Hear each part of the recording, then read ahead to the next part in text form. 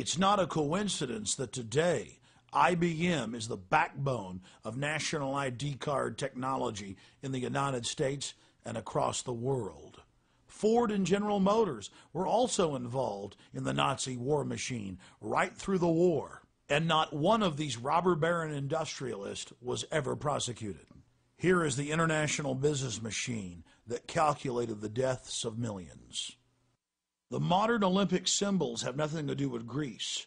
They were drawn and designed by Adolf Hitler, and we still use them today. The Order of the Death's Head symbols are all around us, but the general public is too blind to see it. Now we will explore how the American branch of the Illuminati aided and abetted Adolf Hitler, and how the Bushes were the first family when it came to treason.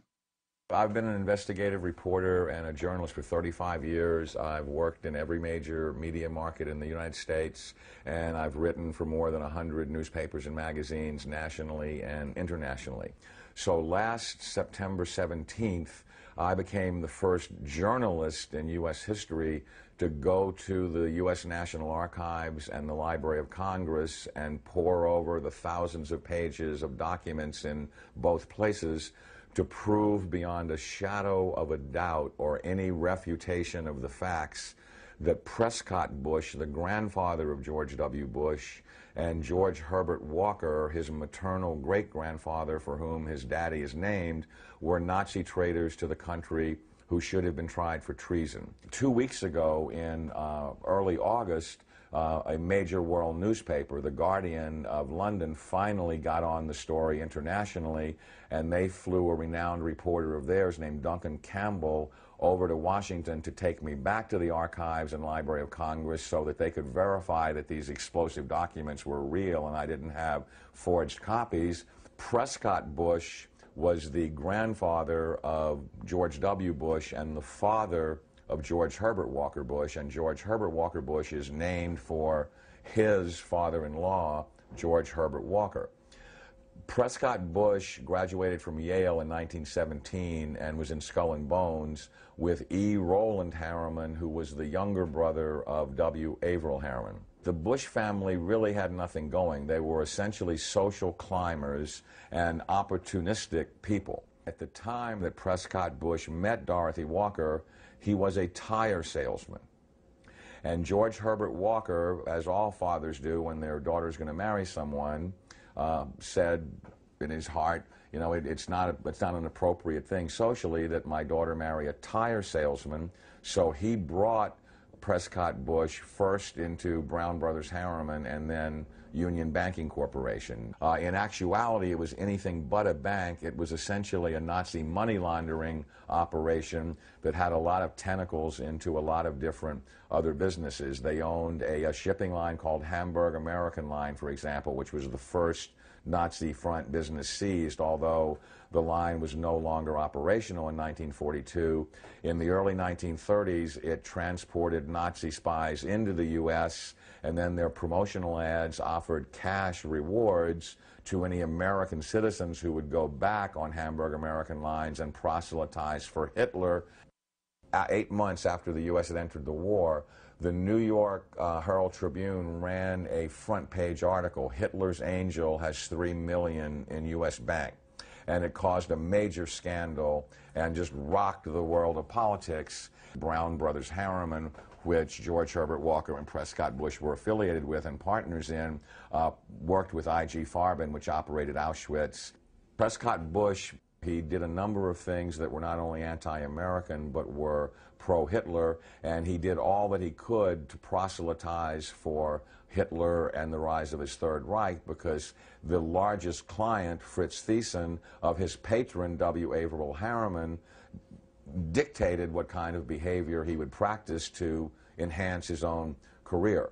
So he was put on the board of directors of Union Banking Corporation, and he was also a shareholder in Union Banking Corporation along with E. Rowland Harriman. But what's interesting about what the documents show is that they clearly state that all of the shareholders were phantom shareholders for Fritz Thiessen and did his bidding directly.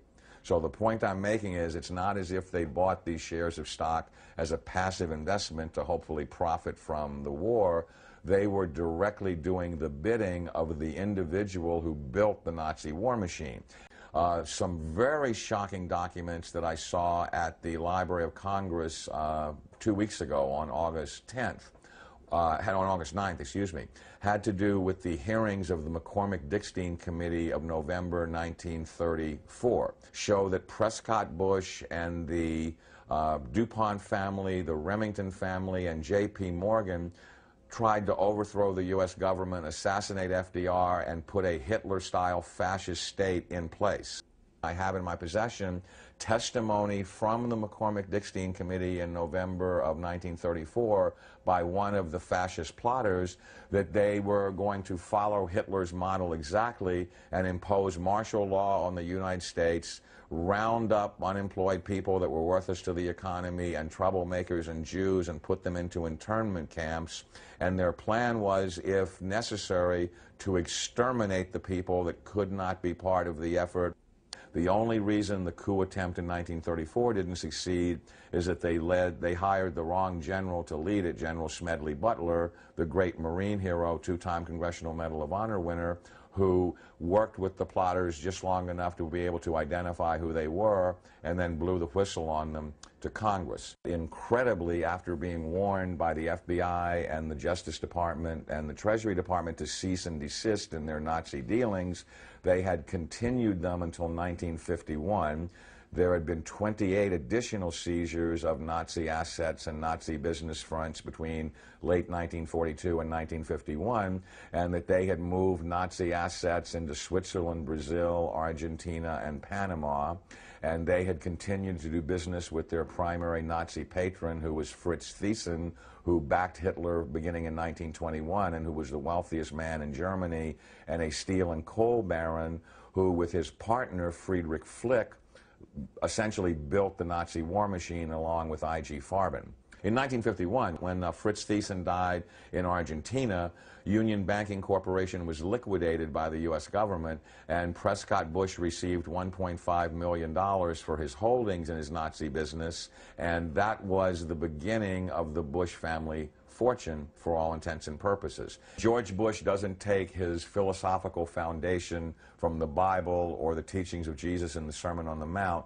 George Bush takes his inspiration from what he learned in Skull and Bones and from the Thule Society that Hitler and Goebbels and Goring cut their teeth in, Bohemian Grove, these evil organizations that perpetrate the ugly things that these criminals are doing to this country for which they must be held accountable. Now you look at the Republican National Convention this week, and you bring in Arnold Schwarzenegger to speak last night. Schwarzenegger is the son of a Nazi. He has praised Nazis. He has praised Hitler. He talked last night in terms like, we will not falter, we will not waver, we will win this war on terror. He's a leader who doesn't flinch, who doesn't waver, and does not back down. Well, that's exactly the speeches that Hitler made after the Reichstag fire. Terrorism and the homeland being under attack are precisely the issues that Hitler used to subvert everything within the German system of government. This is a criminal regime. They not only emulate Hitler, but its genesis comes from Hitler. And I defy anyone, a historian, journalist, author, anyone, to come forward and disprove my premise that you cannot differentiate Hitler's invasion of Poland in 1939 and the Reichstag fire and his attempt to dominate the world from George W. Bush's unprovoked invasion of Iraq and subversion of the Constitution through the Patriot Act after 9/11, which I submit is his Reichstag fire.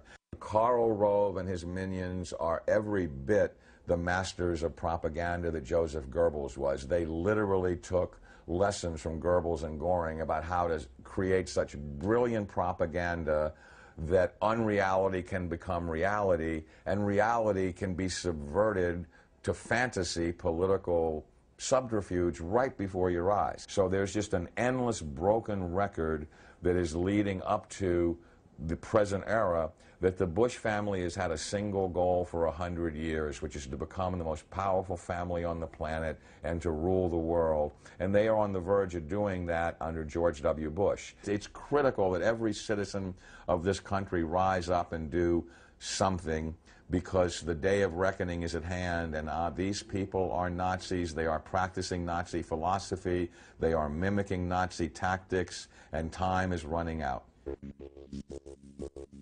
And now it's being reported that the architect of the Bush administration's policies, Karl Rove, is the grandson of Karl Rover, a Gauleiter or governor over an entire state in Nazi Germany. Pulitzer Prize-winning journalist Bob Woodward, reporting on a Bush rally, said that Karl Rove likened the meeting to a Nazi rally. Now the Bush-Rove-Schwarzenegger nexus is promoting worldwide war in the name of America's safety to stop the threat of terrorism. The same secret society that funded and supported Adolf Hitler is now supporting a move towards world government, and Karl Rove is out there on point, pushing Arnold Schwarzenegger for president. Today. We don't know what to make of the fact that he seemed to be somewhat part of the winner's circle, do we? We don't know why he was so much in evidence today. Well, he's the Republican governor of the most populous state in the Union, who is very supportive. He's an old friend of 41's. The San Francisco Chronicle reported the decision to have Arnold run was made by Rove at the Bohemian Grove. You've got to hand it to the political wizards. Tens of thousands of Republicans at the RNC praising and chanting for a man who's for open borders and rabidly against the Second Amendment, but they've been told to worship him, so they are. This isn't the first time we've been fooled by foreign usurpers. There was another interesting meeting in Madison Square Garden back in February of 1939 by the Bund, or the American Nazi Party. At the very same venue where Bush and Schwarzenegger gave their speeches in 2004, the American Nazi Party promoted the vision of Adolf Hitler. In fact, the Nazi Party in America was very, very popular. The people hadn't yet seen the danger, because while the American people slept, Nazi agents like Prescott Bush were working overtime for the right. And Arnold's father, Gustav Schwarzenegger, was busy too, volunteering for the Nazi Party in Austria when it was illegal and becoming an SS officer. And Karl Rove, reportedly his grandfather, again, was a Gauleiter or a governor over an entire German state. Mr. Fitzhugh.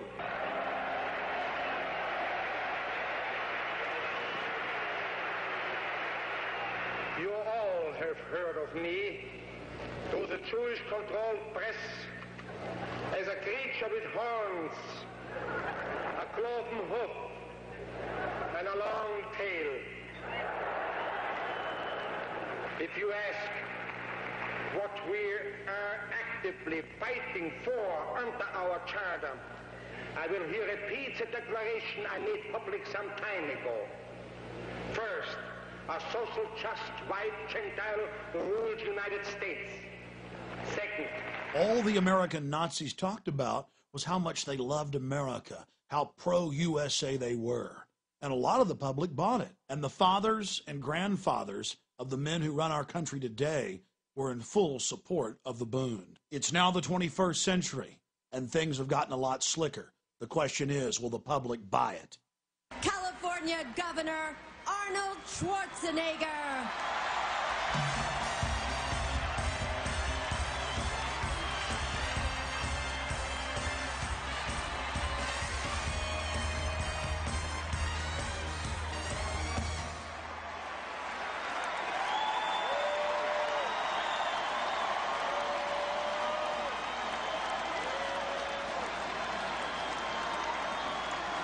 Thank you.